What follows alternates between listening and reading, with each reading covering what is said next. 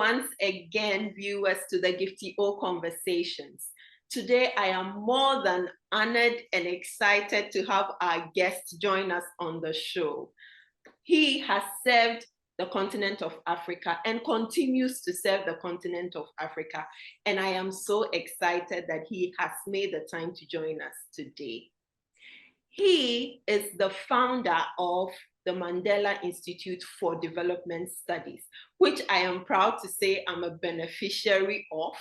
And prior to that, he served on so many boards. He was the chief operating officer of the African Development Bank, and he was also the co-chair of the World Economic Forum, Global Agenda Council for the Future of Africa. He also served as Minister of Industry and International Trade of Zimbabwe, and it goes on and on. The list is so long. If I want to say all of it, we might not start this conversation early.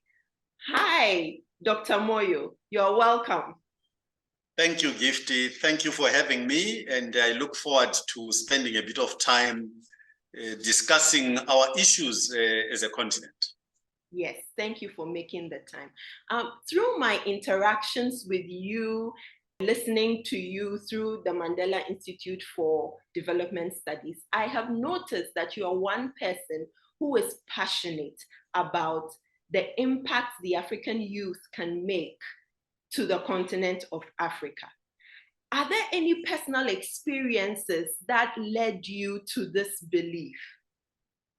I wouldn't say they are personal, but I think when you look at the history of Africa, you can see that in countries where the youth have taken the responsibility, especially when it comes to elections, they've absolutely impacted the elections because our demographic talks to that.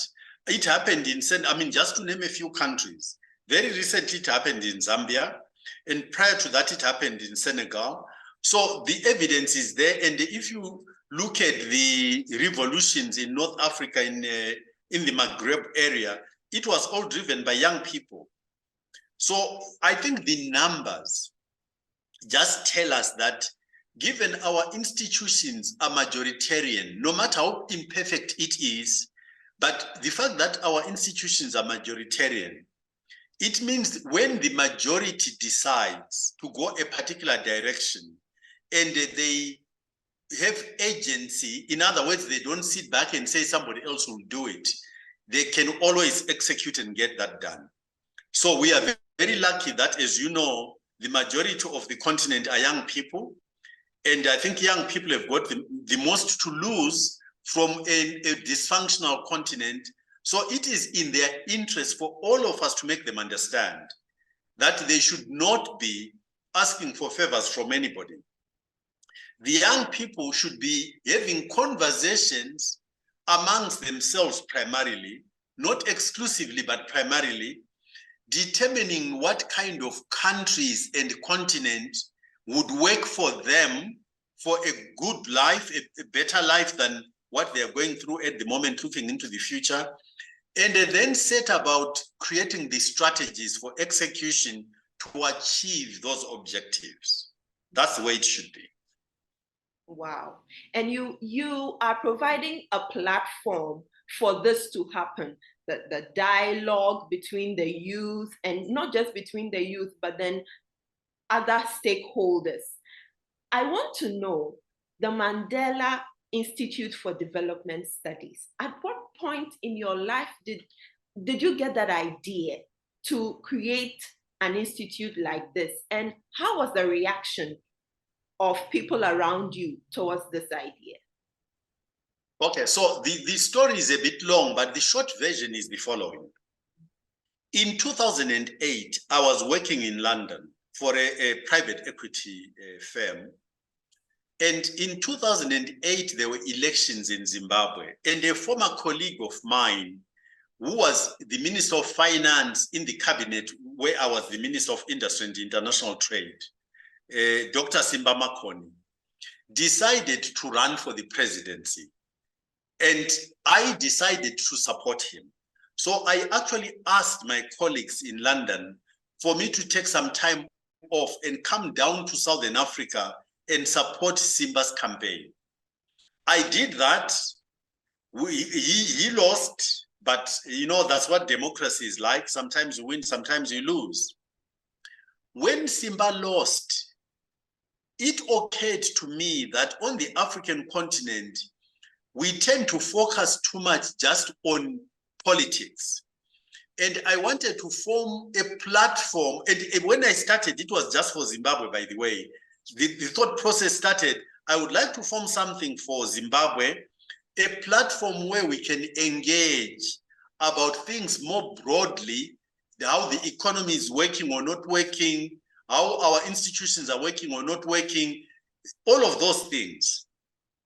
But the more I thought about this, about just doing this for Zimbabwe, the more I got convinced that Zimbabwe, although it appeared to me to be on the extreme in terms of what was going on in my country, the politics, the violence, the lack of performance, and so on.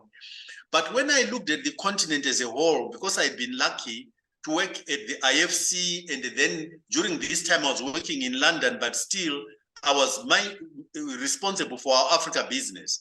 So I was aware and I had exposure to the African continent as a whole, rather than just Zimbabwe.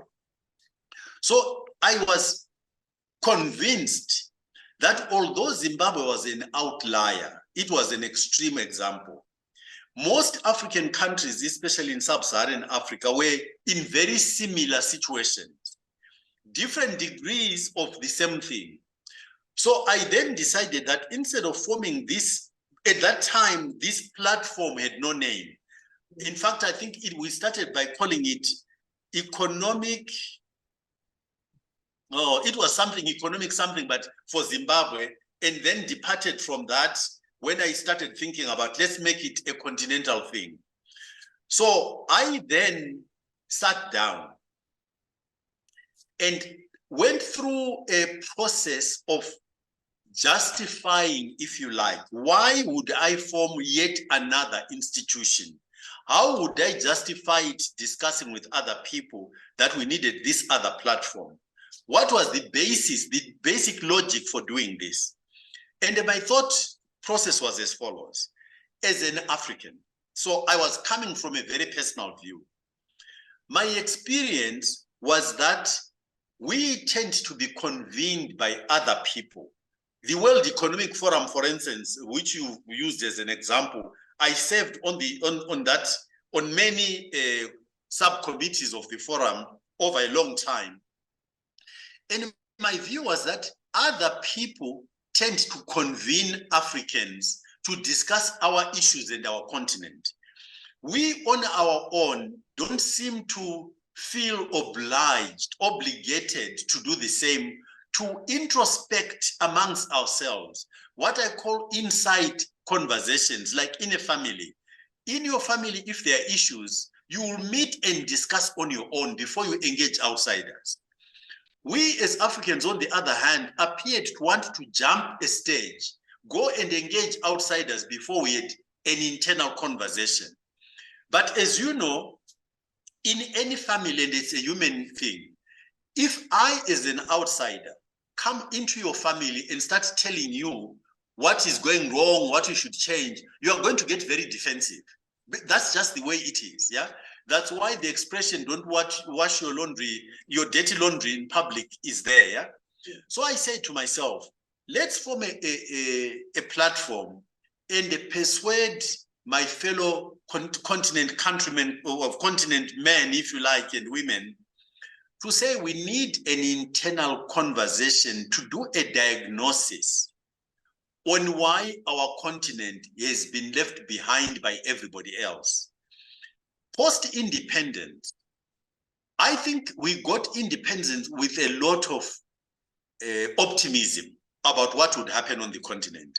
We would get human rights, we would come out of colonization, we would respect our people, and the quality of life of our people would improve because we now would be responsible for managing the welfare of our own citizens, using our resources which are in abundance to achieve that. The evidence, however, shows that the African continent, since independence, has been left behind by virtually everybody else. it does not matter what particular aspect of our lives you take, we are behind.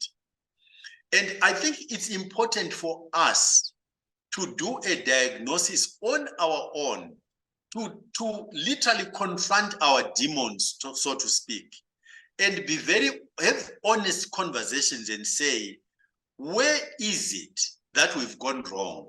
Given that we started with so much promise, we cannot do that with outsiders. We must do that on our own.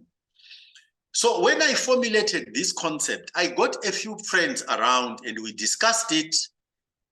And the people that I convened said this was a very good idea. Now, coincidentally, during that time when I was working through this process, the World Economic Forum asked me to co-chair something they called the Agenda Council on the Future of Africa, co-chair with Mrs. Machel. Wow. And I'd never met Mrs. Machel before that. Wow. So I found myself co-chairing this thing with Mrs. Machel, and then quite separately, a former counterpart of mine, when I was in government, Alec Ewin, was the Minister of Industry in South Africa. And when I left Zimbabwe, he asked me to sit on the board of South Africa Airways because he was in charge of the state-owned enterprises of South Africa.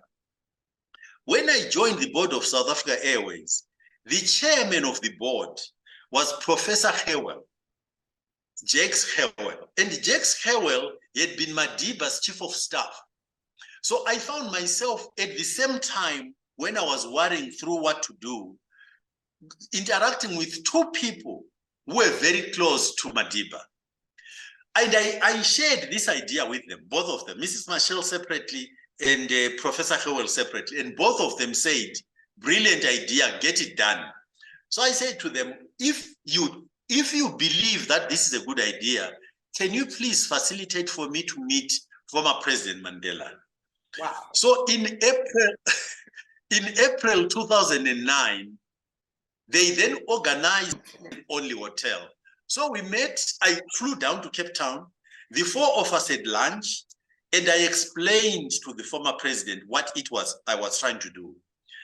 That we needed, as Africans, to establish this platform where we could have a conversation about why our development is stalled. And also have a conversation about why we were pretending to be other people other than ourselves. And I tried to explain this very simplistically. I said, you know, if I go to Japan today, I will experience a modern state. If I go from Japan and I go to Germany, I'll meet another modern state. But these two modern states are not the same. Yeah. Japan is Japanese. Germany is Germanic. If I go to France similarly, I'll find another modern state which is not Germany, which is not Japan.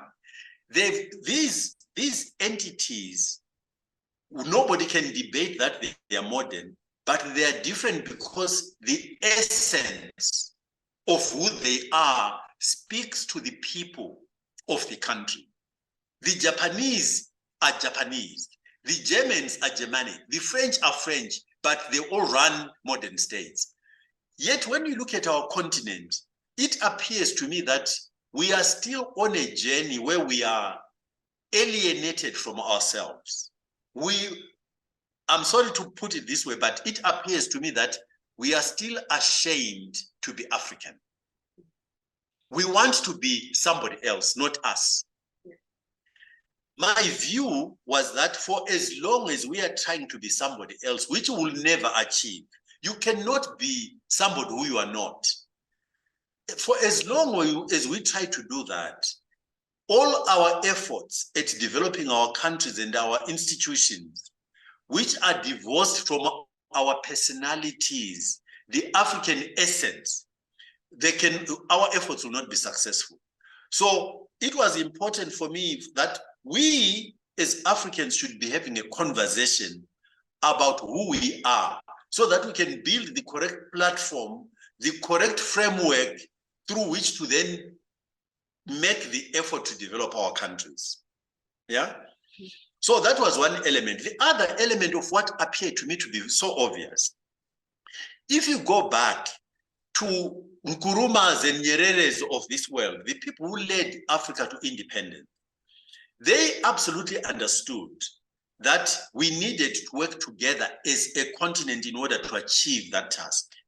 In fact, their formulation was that no African country should consider itself as free until all African countries are free.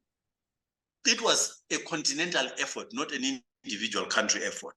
So there was the solidarity to execute on this agenda on a Pan-African understanding, which is why African countries stayed the course until 1994, when South Africa, the last country to essentially escape the clutches of colonization, in this case it was internal issues, yeah? Only then could Africa consider itself to be free. So this was a very important element. Why have we lost the spirit of solidarity? And because you can see it in the sense that we achieved it in fighting for independence. We are not implementing it at all to achieve economic integration. And without economic integration, we are not going anywhere. We will never be competitive on the global scene. We need the economies of scale that will come with economic integration of the continent to be able to be competitive against other regions of the world. What we called African heritage, i.e., we need to regain confidence in ourselves and be ourselves and not be alienated or ashamed of who we are.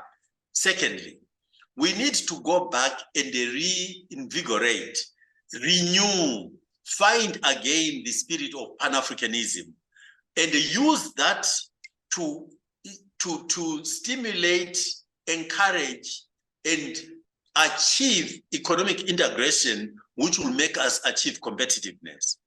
The last element, which was again obvious to me that we needed to tackle, was the quality of our elections. The quality of our elections is very poor. The results or the evidence, if you like, is that the governance of our institutions is very poor. For me, the relationship between the two is that if you elect the wrong people, to run your institutions cannot be run successfully.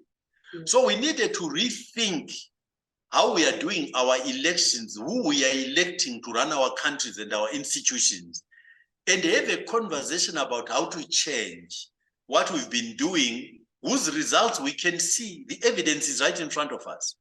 The evidence is telling us that there is something we need to change.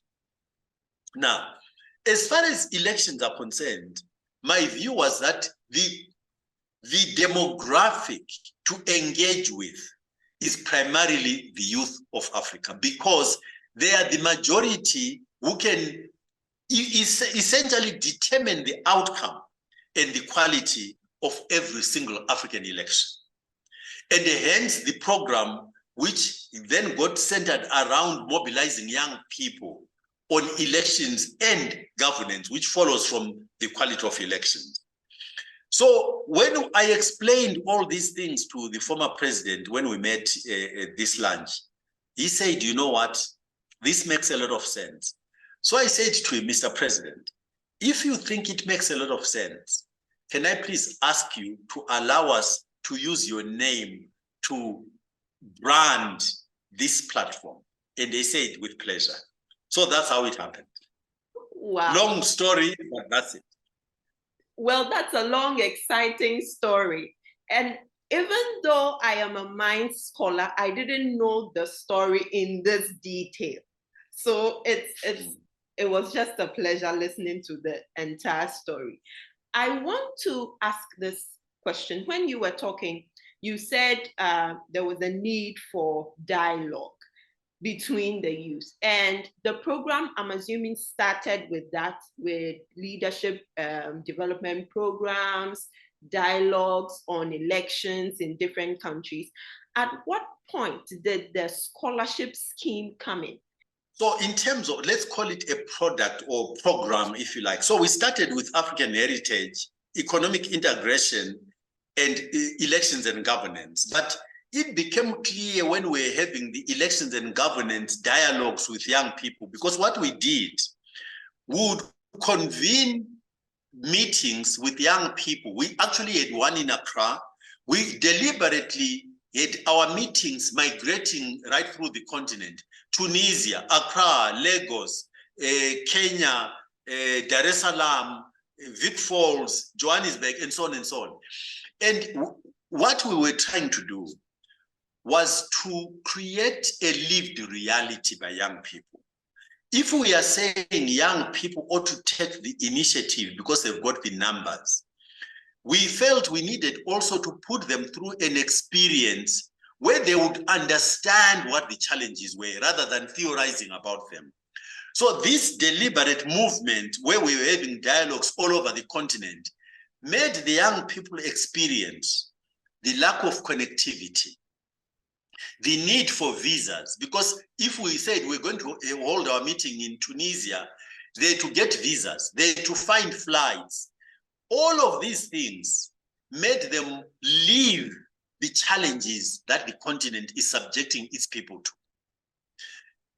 We had these conversations where it became evident that foreigners were treated better than Africans. Foreigners can travel on our continent much more easily than Africans can. Yeah, and often to fly to certain parts of the continent, you needed to fly to Europe first. Like if you look at former Francophone African countries, it was easier often to go to Paris and then come back onto the African continent. All of these things that did not make sense. So instead of having theoretical conversations, we wanted programs which would make young people experience it in real life. So the scholarship program became an extension which was very clearly obvious to us. We said, you know, I mean, if you take me, I'm a beneficiary of an English scholarship. I'm a beneficiary of an American fellowship. And I said to young people, do you know why today Japan, France, African scholarships? They give African scholarships in order to develop a network of people who are well-intentioned towards them. They are developing a network of almost like ambassadors for their country. So if you get a scholarship and you go to Sweden, you go and spend maybe 3 years, maybe 6 years in Sweden. Maybe you fall in love in Sweden. Then you come back to, let's say you come back to Africa. Let's say you get a position of responsibility. Let's just use an example. Let's say you become the Minister of Industry and you are responsible for formulating policy and maybe participating in procurement of equipment. Yeah.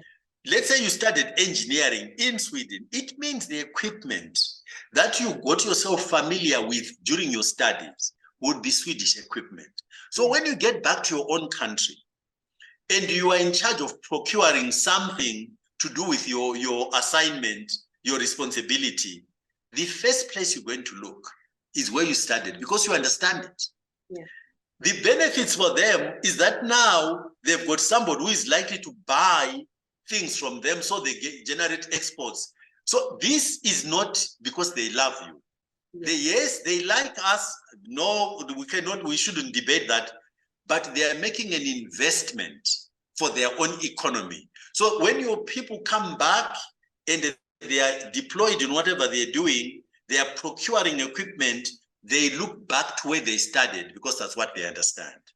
So we said, okay, if we talk about African economic integration, we're talking about African solidarity. What are we doing to create a lived experience by young people? So that is not just theory, it's their lived experience will help them to work with other Africans across their borders. The best way is to copy this example that the rest of the world has been doing for many, many years. So we said, let's establish a scholarship program where Africans will be supported to study on the African continent, but not in your own country, ever. So if you're Ghanaian, you get a scholarship, you cannot study in Ghana. You have to study in another African country. That way, the issue of getting to know the continent, getting to know other Africans, becomes a lived reality, not a theoretical concept. So that's why this program was put in place, of which you are a beneficiary. Wow. Yes, yes. And I'm glad I had that opportunity. You know, before I went to Rwanda to study at CMU on Minds Scholarship. Without that scholarship, I'll probably have come back to Ghana because I couldn't have afforded the fees. And through that experience, I got to know the different cultures, and you realize that we are very, very similar.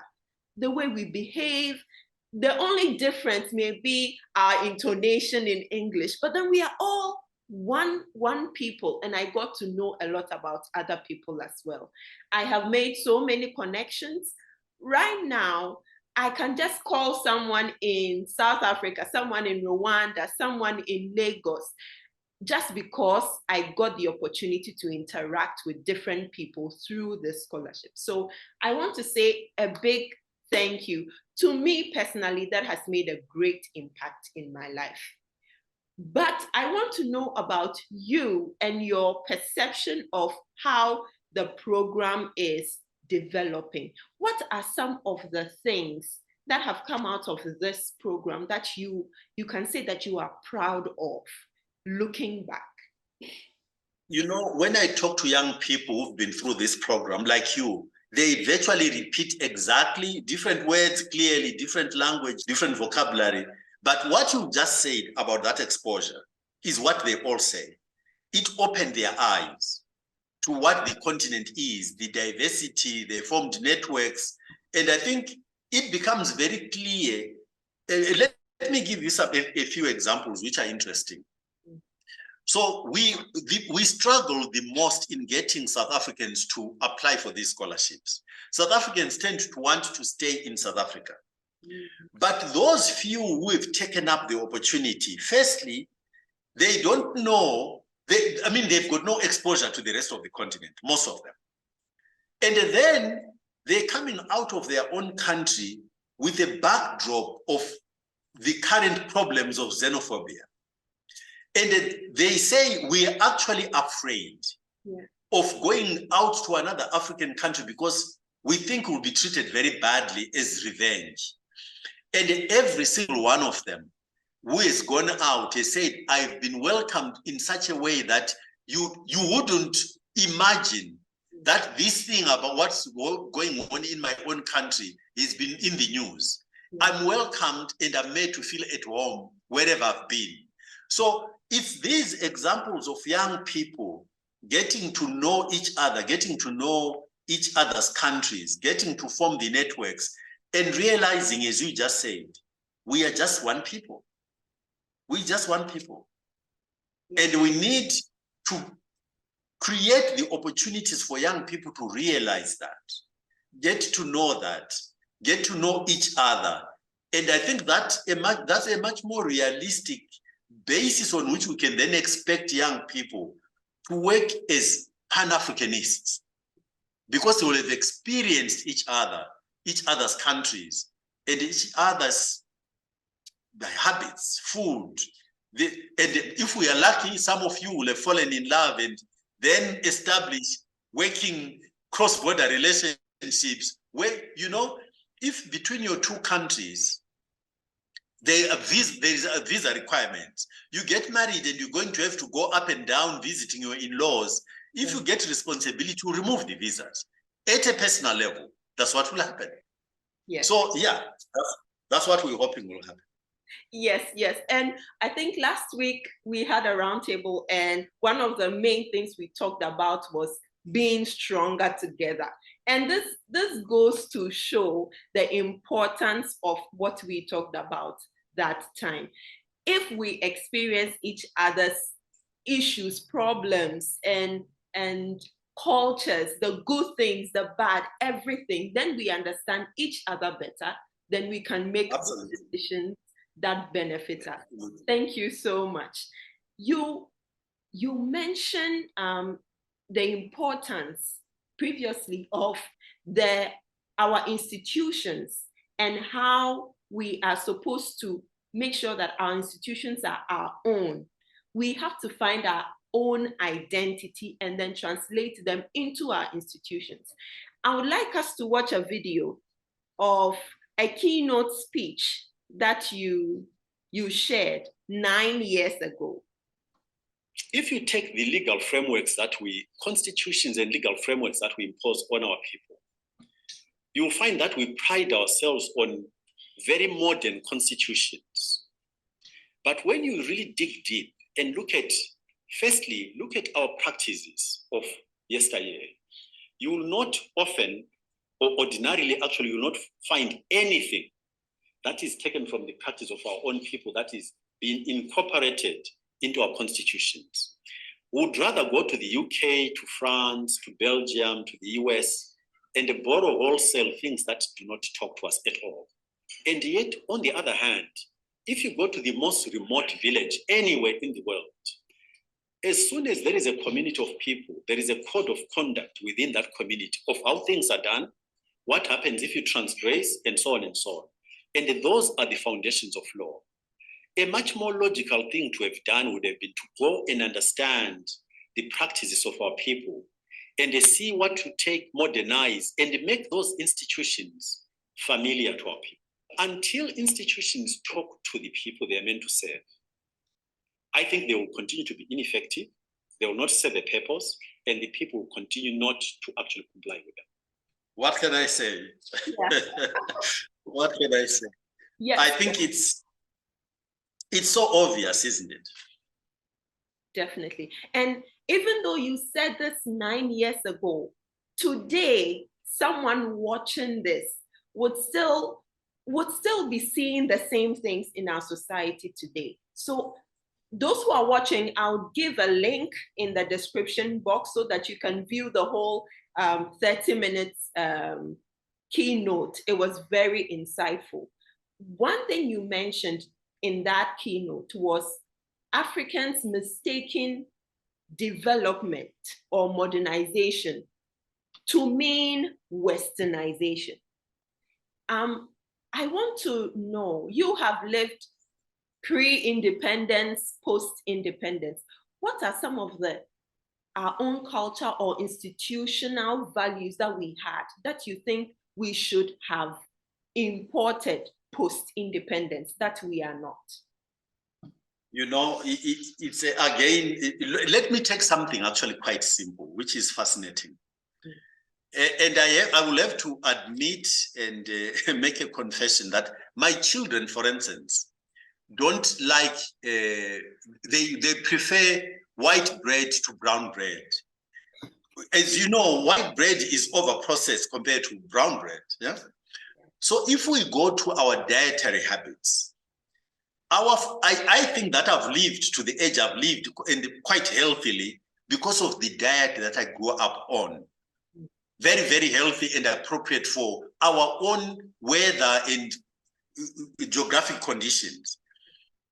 But something as simple as that, we seem to consider it to be more sophisticated, more desirable, to eat foods which have got nothing to do with things that we can grow ourselves. So we end up putting ourselves in a place where we need to import stuff unnecessarily because we are saying what is ours, we perceive it as being inferior, undesirable, and so on and so on. This is a very good example of actually healthier outcomes which would have come from us understanding that if we stuck to our own diets, things that are available in abundance in our own environment, not only would it have impacted our health, it would also impact our economies anyway, in addition to that. So something as straightforward as that. But you can go across virtually every element of life. We have junked what was ours and attempted to adopt what came from somewhere else. I understand the history. The history is very clear because colonization brainwashed us deliberately to say everything about you, everything, I mean everything about you is undesirable. Your religion or your worshiping practices, the way you eat, anything and everything was absolutely unacceptable. So of course, over time, psychologically, we bought into this. But what I don't understand is that decades after independence, we have still not managed to understand and look around us, look at the rest of the world, which was equally subjected to the same treatment. If you look at Asia, Asian countries are successful today partly because they went back to reconnect with who they are. When you reconnect with who you are, you talk to the majority of your people. We in Africa are trying to run the continent and our societies for the elite. The elite are a minority. And so when you look at it that way, the energy that you could harness by developing things in a manner that speak to the majority, where they would take ownership and run with whatever it is, would just have more hands on deck to execute on what our agenda is. It's just common sense, again, stronger together. And it's a very simple philosophy. The more we can link what we do to the majority of our people, the more successful we will be. Wow, thank you. Thank you for that. If you were 30 years today, with the experience, the exposure, the technology that you have, what would you have done differently for Africa? I think the only thing I might have done different would have been to travel through Africa extensively that early. I didn't travel that early on, but it's partly to do with economics, obviously, in terms of having resources to do it. But I would have put much more effort into getting to know my continent. I was lucky that the jobs I did afterwards, I worked at IFC, I worked in London, I told you, in a private equity firm where I was responsible for the African continent. I worked at the ADB again. These opportunities then came my way, but much later on in life. But I think to the extent that we can facilitate it, I think it's one of the biggest things that we can do for young people. Create opportunities for them to get as much exposure and travel on the African continent as possible. Yeah, and thank you for doing that for us. We value that very, very much. Before I let you go, Dr. Moyo, if someone is listening to us and is inspired by this story and wants to connect with Minds, what traits should they have and how will they reach out to Minds? I would say, it's very simple things. Firstly, believe in yourself as an African. Be proud of who you are. And hopefully feel obligated to contribute to the development of your continent. That's really what is required of us, not just those who want to be. Minds is just a small contribution to what all of us ought to be doing. We need to begin to be proud of ourselves. And if I'm proud of myself, hopefully it will also lead to me respecting other Africans. I think part of the way where our governance systems have fallen short is that you look at our own people who should be our leaders. I hesitate because they are more our rulers than our leaders. In many instances, they are treating their own people in a manner that is worse than how the colonial people treated our people. I think if we begin to love ourselves and our countrymen and continent citizens, be proud of ourselves, love each other, be nice to each other. We talk about, in this part of the world, I'm not sure how it translates into West Africa. You've heard of Ubuntu. Yes. We Black people have got a certain humanity about us. no, I should say we used to have. I think we've lost it. And the way it manifested itself was respect for other, and an understanding which was that a child, for instance, is brought up not just by its parents, but by the village. Yeah. That's how our society psychology was. Yeah. And I dare say, from a distance, when I look at a society like the Japanese, even the way they behave when they're in foreign lands, they've got a certain dignity about themselves and respect for each other that we used to have, and I think we need to find a way of reclaiming it. That's what I appeal for. Let us be proud to be African. Let us be nice to each other, be kind to each other, and let us look for ways of making our institutions serve our people, not just serve the people at the top, but serve our people. That is what we used to call Ubuntu. I am because you are. I am because you are. So it's an socially embracing philosophy. I am because of the other. Wow, Dr. Moyo, thank you so much for taking the time to talk to us today. I am really grateful, sincerely grateful for your time. It is an absolute pleasure, and I hope that more of our family find ways of continuing these conversations with me, with other minds, people, with you, amongst yourselves. It is important for us to keep this conversation alive so that it can guide us into how we run our lives, how we run our institutions, how we behave towards each other, and make our societies more successful. Yes, I am because you are. On that note, viewers, thank you for joining us for today's conversation. See you some other time. Bye. Thank you, and bye-bye, Gifty.